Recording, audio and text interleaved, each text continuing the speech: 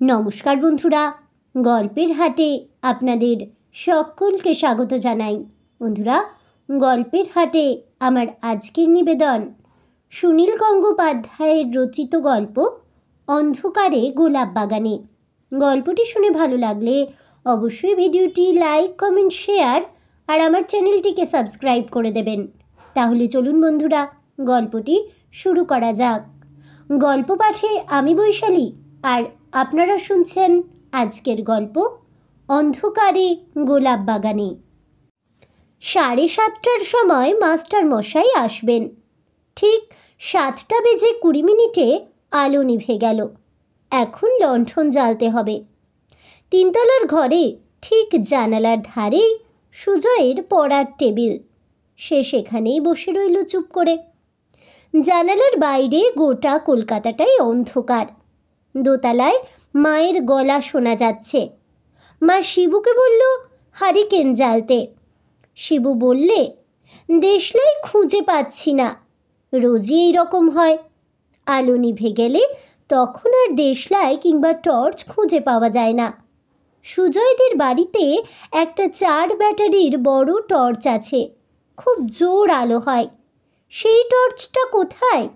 সুজয় চোখ বুজে ভাববার চেষ্টা করল।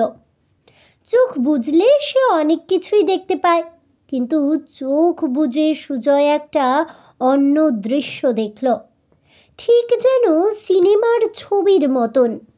অন্ধকার মাঠের মধ্যে দিয়ে টর্চ হাতে হেঁটে আসছে একজন লোক। লোকটির মুখ দেখা যাচ্ছে না। টর্চের আলোয় মাঝে মাঝে দেখা যাচ্ছে শুধু লোকটির পায়ে সাদা কেডস জুতো, তার প্যান্টের রং হলদে। লোকটি হাঁটছে খুব তাড়াতাড়ি। টর্চের আলো পড়ছে এদিক ওদিক। মাঠ তো নয়, ওটা একটা বাগান। টর্চের আলোয় দেখা যাচ্ছে অনেকগুলো নানা রকম ফুল গাছ। লোকটি এক একটি গাছের ওপরে আলো ফেলে দেখছে। তারপর আলোটা একটি গোলাপ গাছের ওপর থেমে গেল। 3টে বেশ বড় গোলাপ ফুল ফুটে আছে সেই গাছে। এবার লোকটি হাঁটু গেড়ে বসলো সেই গাছটির কাছে। এখনো লোকটির মুখ দেখা যাচ্ছে না। গায়ে একটা ডোরাকাটা হাওয়াই শার্ট। হাঁটু গেড়ে বসে লোকটির প্যান্টের পকেটে ডান হাতটা ঢোকানো। তারপর কি যেন একটা জিনিস বার করে আনলো। সুজয়ের বুকটা ধক করে উঠল। লোকটার হাতে ওটা কি? টর্চটা মাটিতে রাখলো। তারপর 2 হাত দিয়ে সেই জিনিসটা আলোর সামনে আসতেই দেখা গেল সেটা একটা গোটানো ছুরি। সেটার ফলাটা টেনে খুলে ফেলতেই ঝকঝক করে উঠল আলোয়। দূরে একটা কুকুর ডাকছে। ডাকতে ডাকতে কুকুরটা যেন এগিয়ে আসছে কাছে। এই যে, হ্যারিকেন এনেছি। সুজয় চমকে উঠতেই ঘোর কেটে গেল তার। শিবু হ্যারিকেন নিয়ে এসেছে। সুজয়ের একটু রাগ হলো। ইস, নষ্ট হয়ে গেল ছবিটা। একতলায় একটা কুকুর ডাকছে। এ তো চেনা ডাক। সুজয়ের নিজের কুকুর ডুঙ্গা হঠাৎ ডেকে উঠেছে। ডুঙ্গা জাতে অ্যালসেশিয়ান, খুব শান্ত কুকুর, তবু লোকে দেখলে ভয় পায়। ডুঙ্গা সহজে ডাকে না। এখন হঠাৎ ডাকছে কেন? আর একটু পরে আলোটা আনতে পারলে না? শিবু বলল, ওমা, তুমি অন্ধকারে বসে থাকবে? মা বললেন, শিগগির হ্যারিকেনটা দিয়ে আয়, খোকাবাবু অন্ধকারে ভয় পাবে। সুজয় বলল, আমি অন্ধকারে ভয় পাবো? এই ডুঙ্গা ডাকছে কেন রে? নিশ্চয়ই কোনো ছাতাওয়ালা বাবু এসেছে। তা ঠিক, ডুঙ্গা একদম ছাতা পছন্দ করে না। কারুর হাতে ছাতা দেখলেই বিরক্তি প্রকাশ করে। যা তো, নিচে গিয়ে দেখে আয়। শিবু চলে যেতেই সুজয় ভুরু কুঁচকে বসে রইল। হঠাৎ চোখ বুজে সে ওই দৃশ্যটা দেখল কেন? কোনো সিনেমায় কি শিগগিরই এরকম কোনো দৃশ্য দেখেছে? কই, না তো। কোনো গল্পের বইতে পড়েছে? তাও না। অন্ধকারের মধ্যে বাগানে একটা লোক একটা গোলাপ গাছের সামনে ছুরি হাতে নিয়ে বসা। লোকটার মুখ দেখা যায়নি। লোকটা কি ছুরি দিয়ে গোলাপ গাছটা কেটে ফেলবে? কিন্তু কেন? সুজয় আবারও চোখ বুজল, যদি বাকি অংশটা দেখা যায়। কিন্তু এবার আর কিছুই দেখা গেল না। এমনি চোখ বুজলে যেরকম হয় ঠিক সেই রকম। হ্যারিকেনের আলোটা খুব কমিয়ে টেবিলের তলায় নামিয়ে রেখে আবারও চোখ বুজে দেখার চেষ্টা করল সুজয়। এবারও দেখা গেল না তেমন কিছুই। দরজার কাছে আওয়াজ হতেই সুজয় চোখ খুলে তাকালো। মাস্টার মশাই এসেছেন, হাতে একটা ছাতা। কি সুজয়, হ্যারিকেনটা নামিয়ে রেখেছ কেন? সুজয় উঠে দাঁড়িয়ে হ্যারিকেনটা তুলে বলল, আসুন তপনদা, আপনি আজ আবার ছাতা নিয়ে এসেছেন। সুজয় পড়ে ক্লাস 9-এ। তার মাস্টার মশাই সবে মাত্র এমএ পাশ করেছেন। প্যান্ট শার্ট পরেন আর খুব লবঙ্গ খেতে ভালোবাসেন। সব সময় মুখে লবঙ্গ। মাস্টার মশাই বসলেন। বাহ, বৃষ্টি হলেও ছাতা আনতে পারবো না? তোমার কুকুর একেবারে ঘেউ ঘেউ করে ঝাঁপিয়ে পড়েছিল। আমায় চেনে এতদিন ধরে দেখছে, তবুও। এই ডুঙ্গা যে সুজয়ের কত বড় বন্ধু তা তো মাস্টার মশাই জানেন না। ডুঙ্গার মনে কোনো কষ্ট হলে সুজয় সহ্য করতে পারে না। বৃষ্টি হচ্ছে বুঝি? আমাদের পাড়ায় তো তুমুল বৃষ্টি। তোমাদের এখানেও টিপি টিপি করে শুরু হয়েছে। সুজয় জানলা দিয়ে বাইরে হাত বাড়িয়ে দেখলে সত্যিই গুঁড়ি গুঁড়ি বৃষ্টি পড়ছে। অমনি সুজয়ের মনে পড়ল, অন্ধকারে বাগানে যে লোকটা সাদা কেডস পরে হাঁটছিল তার জুতোয় কোনো কাদা ছিল না। চেয়ার টেনে বসে মাস্টার মশাই বললেন, যে অঙ্কগুলো দিয়েছিলাম করেছ? সুজয় খাতা বার করল, কিন্তু পড়াশুনোয় আজ তার মন বসছে না, যদিও সামনেই পরীক্ষা। একসময় মাস্টার মশাই বললেন, এ কি সুজয়, মন দিচ্ছ না কেন? কতবার বলছি লিখতে, তুমি পেন্সিল হাতে বসে আছো। সুজয় লজ্জা পেয়ে বললে, ওহ, এই যে লিখছি। কি যেন বলছিলেন তপনদা? মাস্টার মশাই বললেন, তোমার আর দোষ কি? এই হ্যারিকেনের আলোতে কি পড়া যায়? পাখা বন্ধ, যা গরম। পরশু তো রবিবার, সেদিন আমি দুপুরে আসব। 1 ঘন্টার মধ্যেই মাস্টার মশাই চলে গেলেন। ঠিক এর পরেই সুজয়ের খাবারের ডাক পড়ে। খাওয়া দাওয়া হয়ে গেলে রোজ সুজয় খানিকক্ষণ ডুঙ্গাকে নিয়ে ঘুরে বেড়ায়। শহরের এদিকটা এখনো অন্ধকার, বৃষ্টি এখনো টিপি টিপি পড়ছে। ডুঙ্গা জলে ভিজতে চায় না। গায়ে একটু জল লাগতেই 2 কান লটপট করে গা ঝাড়া দেয় খুব জোরে। সুতরাং আজ আর ছাদে ঘোরা যাবে না। সুতরাং ডুঙ্গাকে নিয়ে সুজয় চিলেকোঠাতেই বসে রইল। ডুঙ্গা একবার করে বাইরে মুখ বাড়ায়, আর নাকে বৃষ্টি লাগলেই ফিরে আসে। সুজয়ের আবারও মনে পড়ল সেই দৃশ্যটা। সুজয় মাঝে মাঝে চোখ বুজে এরকম সব জিনিস দেখতে পায়। কখন যে দেখবে তার ঠিক নেই। একদিন কিছুই দেখে না। দৃশ্যগুলো নানা রকমের হয়। পাহাড়ের পাশের সরু রাস্তা দিয়ে সাইকেল চালিয়ে যাচ্ছে 3 জন ছেলে। জঙ্গলের মধ্যে একটা গাছ ভেঙে পড়ল মড়মড়িয়ে। একটা ফুলের পাপড়ি দুলছে আস্তে আস্তে, আর একটা মৌমাছি বোঁ বোঁ করে ঘুরছে তার চারপাশে। সোনারপুরে ওর ছোট মামার বাড়ির গোয়াল ঘরে একটা শেয়াল ঢুকে বসে আছে। 2টো গরু ডাকছে হাম্বা হাম্বা। চোখ বুজে সুজয় যে দৃশ্যগুলি দেখে তা সে কিন্তু আগে সত্যি সত্যি দেখেনি কখনো। চোখ বুজলে দৃশ্যগুলি কোথা থেকে এসে যায় কে জানে। একবার সে দেখেছিল সম্রাট ঔরঙ্গজেবের সভায় দাঁড়িয়ে কথা বললেন শিবাজি, একেবারে সিনেমার মতন স্পষ্ট। এসব কথা অন্য কারুকে বললে তারা হয়তো বিশ্বাস করবে না। স্কুলের বন্ধুদের দু একবার বলতে গেছে, তারা অমনি বলেছে, যা যা, খুব গাঁজা দিচ্ছিস।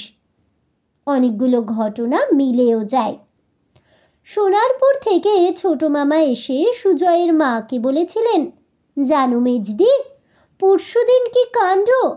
কোথা থেকে একটা শেয়াল এসে আমাদের গোয়াল ঘরটায় ঢুকে পড়ে। সুজয় উত্তেজিতভাবে বসেছিল। জানি জানি, আমি জানি এই ঘটনা। বলেছিল দুটো গরু ভয় পেয়ে গেছে আর তারা খুব ডাকছিল। ছোট মামা ভুরু কুঁচকে বলেছিলেন, তুই জানিস মানে? পরশু রাত্রিরের ব্যাপার, এর মধ্যে তো কেউ আসেনি সোনারপুর থেকে। সুজয় তবুও বলেছিল, হ্যাঁ আমি জানি, তোমরা সবাই মিলে তাড়া করলে শেয়ালটা দৌড়ে পালাবার সময় একজন কি যেন লাঠি ছুঁড়ে মারল, কিন্তু ওর গায়ে লাগেনি। ছোট মামা হাসতে হাসতে বলেছিলেন, মেজদি, তোমার ছেলেটা কিন্তু খুব গল্প বলতে পারে। আমি যেই শেয়ালের কথা বলছি, বিশ্বাস করে না, কেউ বিশ্বাস করে না। গল্প নয়, সুজয় যে ওই দৃশ্যটা সত্যিই দেখেছিল পরশুদিন, তা কারুকে বিশ্বাস করানো যাবে না। তাহলে অন্ধকার বাগানে টর্চ হাতে লোকটি যে একটা গোলাপ ফুলের গাছের সামনে বসলো, সেই দৃশ্যটাও সত্যি। ওরকম গোলাপ বাগান কোথায় আছে? কলকাতায় কি থাকতে পারে? তা পারে নিশ্চয়ই, কিন্তু আজ কলকাতায় বৃষ্টি পড়বে, ওখানে তো বৃষ্টি নেই। তাহলে কি দূরে কোনো জায়গায়? সোনারপুরে ছোট মামার বাড়িতে কি বাগান আছে? 2 মাস আগে সুজয় যখন সেখানে বেড়াতে গিয়েছিল, তখন দেখেছিল ছোট মামাদের বাড়ির সামনে বেগুন গাছের ক্ষেত। এত তাড়াতাড়ি কি সেখানকার বেগুন গাছ তুলে গোলাপ ফুলের গাছ হতে পারে? না। নিচে নেমে এসে সুজয় মাকে জিজ্ঞেস করল, মা, আমাদের চেনাশুনো কারোর বাড়িতে ফুল বাগান আছে? এত বড় বড় গোলাপ ফুল ফোটে। মা অবাক হয়ে বললেন, ফুল বাগান? কাদের ফুল বাগান আছে? হঠাৎ এই কথা জিজ্ঞেস করছিস কেন? সুজয় বলল, না না, এমনি। 3তলার ঘরে সুজয় একলা শোয়। ঘুমোবার আগে সুজয় চোখ বুজে অনেক চেষ্টা করলো সে দৃশ্যটা আরও একবার দেখবার, কিন্তু একবার স্বপ্ন ভেঙে গেলে আর যেমন জোড়া লাগে না, ঠিক সেরকমই সে দৃশ্যটাও আর ফিরে এলো না। সকালবেলা মা সুজয়কে ডাকতে এসে দেখলেন সুজয়ের ঘুমন্ত মুখে কীরকম যেন একটা অস্বস্তির ভাব। ভুরু দুটো কুঁচকানো, যেন ঘুমিয়ে ঘুমিয়ে সে কিছু চিন্তা করছে। একটু কিছু অন্যরকম দেখলেই মায়েরা প্রথমেই ভাবেন ছেলের জ্বর হয়েছে কিনা। মা সুজয়ের কপালে হাত রাখলেন, না, জ্বর নেই তো। এই সুজয়, ওঠ! 2বার ডাকতেই সুজয় চোখ মেলল। হ্যাঁ রে, তুই ঘুমিয়ে ঘুমিয়ে কি ভাবছিলি? কই, কিছু না তো। ঘুমের মধ্যে ভুরু কুঁচকে ছিল কেন? কোনো বাজে স্বপ্ন দেখেছিস নাকি? সুজয়ের কিচ্ছু মনে নেই।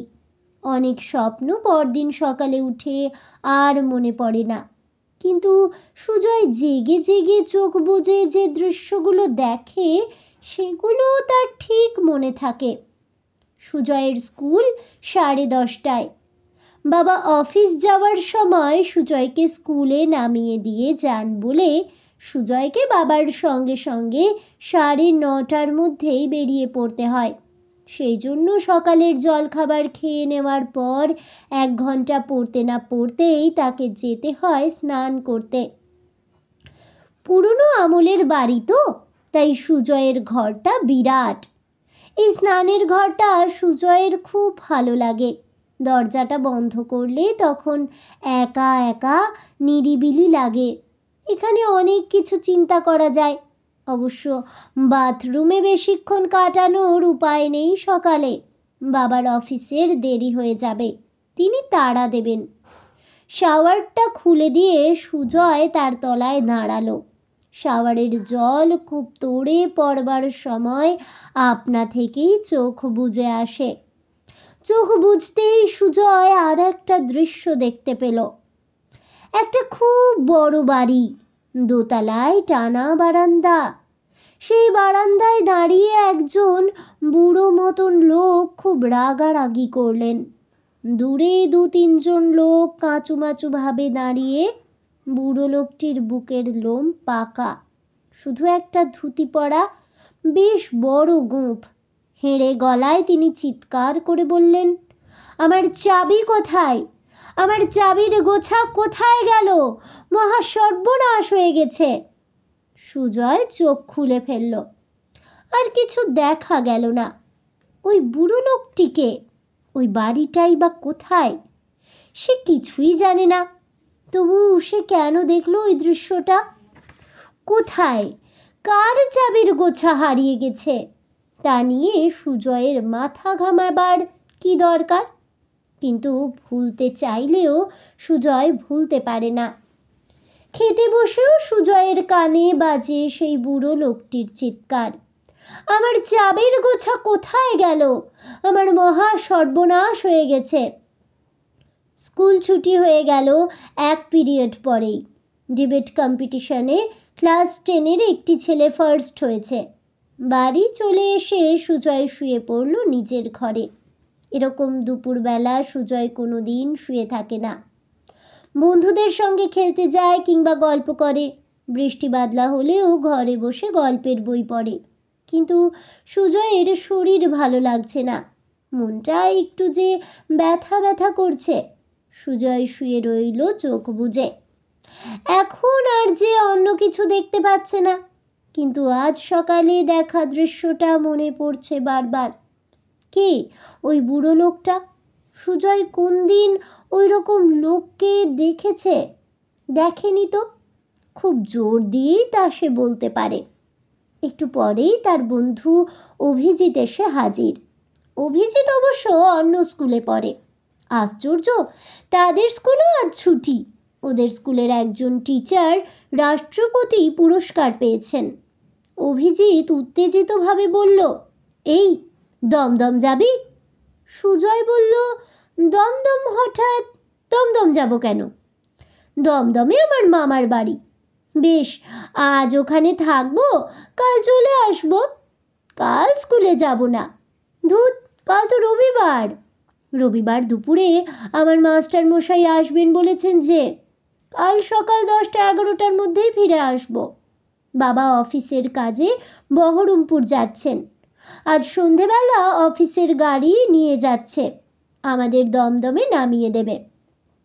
সকালে আমরা ফিরে আসবো বাসে করে।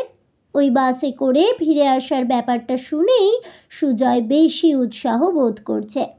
অনেকক্ষণ বাসে চাপতে সুজয়ের খুব ভালো লাগে। কত রকম মানুষ দেখা যায়। মায়ের কাছ থেকে অনুমতি নিতে হবে আগে। অভিজিৎকে বসিয়ে রেখে সুজয় গেল মায়ের ঘরে। মা এই সময় উপন্যাস পড়েন। মায়ের পাশে বসে সুজয় খুব নরমভাবে বলল, মা, একটা কথা বলবো? মা বললেন, পয়সা চাই বুঝি? পরশুদিন তোকে 1 টাকা দিয়েছিলুম না? না মা, পয়সা না। অভিজিৎ এসেছে, ও বলছিল। একটু পরেই মা রাজি হয়ে গেলেন। ওরা বেরিয়ে পড়ল বিকেল 5টার মধ্যে। অভিজিৎদের মামার বাড়ি নাগের বাজার ছাড়িয়ে অনেকটা দূরে। পৌঁছতে বেজে গেল 6:30। তখন সন্ধে নেমেছে। সুজয়ের বাবা গাড়ি থেকে নামলেন না। গেটের কাছে ওদের কাছে ছেড়ে দিয়ে চলে গেলেন গাড়ি ঘুরিয়ে। মস্ত বড় লোহার গেট, সামনে খানিকটা লন, সামনের দিকে সুরকি বিছানো রাস্তা। গেটটা খুলতেই ক্যাচ করে একটা শব্দ হলো। অমনি দোতলা থেকে কে যেন গম্ভীর গলায় জিজ্ঞাসা করলো, কে? অভিজিৎ বলল, আমি। আমি কে? আমি অভিজিৎ, খোকন। দাদু, আমি খোকন, বালিগঞ্জ থেকে এসেছি। ও খোকন, আয়। কার সঙ্গে এলি? কারুকে কিন্তু দেখা যাচ্ছে না, শুধু কথা শোনা যাচ্ছে। দুজনে চলে এলো বৈঠকখানায়। খুব বড় বাড়ি, কিন্তু কেমন যেন ফাঁকা ফাঁকা। একজন বয়স্কা মহিলা একতলায় একটা ঘর থেকে বেরিয়ে এসে বললেন, আরে খোকা বাবু যে, এসো এসো। সঙ্গে এটি কে? অভিজিৎ বলল, আমার বন্ধু সুজয়। বড় মাসিমা, কেমন আছো তুমি? অভিজিৎ সেই মাসিমার পায়ে হাত দিয়ে প্রণাম করতেই সুজয়ও প্রণাম করল। যদিও এটা অভিজিতের মামার বাড়ি, কিন্তু মামারও এখানে কেউ নেই। এক মামা বিলেতে, আর এক মামা দিল্লিতে। এখানে থাকেন অভিজিতের দাদু আর দিদিমা। আর এই মহিলাটি দূর সম্পর্কের মাসি। অভিজিৎকে সেই মাসি তার ঘরে নিয়ে বসাতে চাইছিলেন। অভিজিৎ বলল, দাঁড়াও বড় মাসি, আগে দাদুকে প্রণাম করে আসি। মাসিমা বললেন, দেখিস সাবধান, কর্তার মেজাজ খুব খারাপ হয়ে আছে। সুজয়কে নিয়ে অভিজিৎ সিঁড়ি দিয়ে উঠে এলো ওপরে। লম্বা টানা বারান্দায় একটা টিমটিমে আলো জ্বলছে। সেই বারান্দার ঠিক মাঝখানে দাঁড়িয়ে আছে একজন বুড়ো লোক। তাকে দেখেই থমকে দাঁড়িয়ে গেল সুজয়। তার বুকের মধ্যে ছমছম শব্দ হচ্ছে। জীবনে এমন অবাক সে কখনো হয়নি। এই তো সেই লম্বা বড় বারান্দা, আর এই বুড়ো লোকটিকেই তো সে কাল দেখতে পেয়েছিল বাথরুমে চোখ বুজে। ইনি তো চাবি হারিয়ে গেছে বলে চেঁচাচ্ছিলেন। অভিজিৎ বলল, কি হলো, দাঁড়ালি কেন? উনি আমার দাদু। সুজয় আর অভিজিৎ গিয়ে প্রণাম করলো তাকে। অভিজিৎ বলল, দাদু, এ আমার বন্ধু সুজয়। দাদু বললেন, তোর মা কেমন আছে? সে এলো না কেন? আজ আমার সর্বনাশ হয়ে গেছে রে। আমার চাবির গোছা হারিয়ে গেছে। সিন্ধুকের চাবি, ট্রাঙ্কের চাবি, ব্যাংকের লকারের চাবি, সব একসঙ্গে ছিল। সুজয়ের বুকের মধ্যে ঢিপ ঢিপ করছে এখনো। সে জানতো ঠিক মিলে যাবে, চাবির কথা মিলে যাবেই। অভিজিতের দাদুর বুকের সব চুল পাকা। অভিজিৎ বলল, কখন হারালো দাদু? এই তো সকালবেলা। কি কাণ্ড দেখ না, নিশ্চয়ই কেউ বদমতলবে লুকিয়ে রেখেছে। আমি বাড়ি ছেড়ে দুদিন কোথাও যাইনি, চাবি কি করে হারাবে? পাশের ঘর থেকে বেরিয়ে এলেন অভিজিতের দিদিমা। তিনি বললেন, খোকন এসেছিস? দেখ না কি কাণ্ড, চাবি হারিয়ে ফেলে তোর দাদুর মাথা খারাপ হয়ে গেছে। দাদু বলল, হবে না, কেউ যদি ওই চাবি নিয়ে সিন্দুক খোলে? সারাদিন আমি পাহারা দিচ্ছি, ঘর থেকে একেবারে বেরোইনি। কিন্তু এরকমভাবে কতদিন যাবে? অভিজিৎ জিজ্ঞেস করল, নতুন চাবি করানো যায় না? দাদু বললেন, কতকাল আগেকার চাবি, ও কি এখন পাওয়া যায়? ব্যাংকে খবর পাঠিয়ে দিয়েছি, কিন্তু সিন্দুকের মধ্যে অনেক দামি দামি জিনিসপত্র রয়েছে। দিদিমা বললেন, ওরা ছেলে মানুষ, ওরা আর কি করবে তার। আয়, তোরা ঘরে আয়। এই ছেলেটি কে? তোমার নাম কি? সুজয় কথা বলতে গেল, কিন্তু তার গলা দিয়ে যেন আওয়াজই বেরুচ্ছে না। অতি কষ্টে সে নিজের নামটা বলল। দিদিমা ডাকলেন, রজত, রজত। 20-22 বছর বয়সের একটি ফিটফাট চেহারার ছেলে এলো সেই ডাক শুনে। দিদিমা বললেন, রজত, এদের জন্য মিষ্টি এনে দাও। ঠাকুরকে বলো মাংস রাঁধতে, ওরা আজ রাত্রে এখানেই খাবে। ছেলেটি চলে গেলে অভিজিৎ জিজ্ঞেস করলো, দিদিমা, ও কে? ওকে তো আগে দেখিনি। দিদিমা বললেন, সেই যে মুর্শিদাবাদ গিয়েছিলাম সেখান থেকে ওকে এনেছি। ও সম্পর্কে আমার এক কাকার ছেলে, লেখাপড়া বেশি শেখেনি। ও সবে একটা হোটেলে কাজ করছিল, তাই ওকে নিয়ে এসেছি, আমাদের বাড়িতে থাকবে। মিষ্টি আর জল টল খাবার পর সুজয়কে নিয়ে অভিজিৎ গেল ছাদে। মস্ত বড় ছাদ, বাড়ির চারপাশটা ফাঁকা, আকাশে একটু একটু জ্যোৎস্না, নারকোল গাছের পাতায় হাওয়ায় সরসর শব্দ হচ্ছে। কিরে, তুই কোনো কথা বলছিস না কেন? কি বলবো, একেবারে গুম মেরে আছিস যে, তোর ভালো লাগছে না বুঝি? হ্যাঁ, সুজয় তখনও ভাবছে সে যে আজ এখানে আসবে তার তো কোনো ঠিক ছিল না আগে থেকে। তবু সেই বাড়িতে তার বন্ধুর দাদুর চাবি হারানোর দৃশ্যটা দেখলো কেন আগে থেকে? দেখেই বা কি লাভ হলো? অভিজিৎ বলল, এই বাড়ির পেছন দিকটায় একটা বেশ বড় বাগান আছে, দেখতে যাবি? সুজয় চমকে উঠে বলল, বাগান? হ্যাঁ, খুব চমৎকার বাগান, দাদুর খুব ফুল গাছের শখ, যাবি? এক্ষুনি? অভিজিৎ একটা টর্চ চেয়ে নিল দিদিমার কাছ থেকে। সুজয়ের আর ধৈর্য থাকছে না, সে এক্ষুনি ছুটে গিয়ে বাগানটা দেখতে চায়। ঠিক সেই বাগানটাই কিনা তা বুঝতে পারল না সুজয়। তারই অন্ধকারের মধ্যে সুজয় শুধু টর্চের আলোয় কয়েকটা গাছ দেখেছিল। সেটা যে কোনো বাগান হতে পারে, তাছাড়া সেই বাগানে ছুরি হাতে একটা লোকের সঙ্গে অভিজিতের দাদুর সিন্দুকের চাবি হারানোর সম্পর্ক কি? অভিজিতের হাত থেকে টর্চটা নিয়ে সুজয় প্রত্যেকটা ফুল গাছের ওপর আলো ফেলতে লাগলো। বেশিক্ষণ খুঁজতে হলো না, সুজয় দেখতে পেল একটা গোলাপ গাছে ফুটে আছে 3টে গোলাপ ফুল, সাদা গোলাপ। কোনো সন্দেহ নেই, কাল এই গোলাপ গাছটাকেই দেখেছিল সুজয়।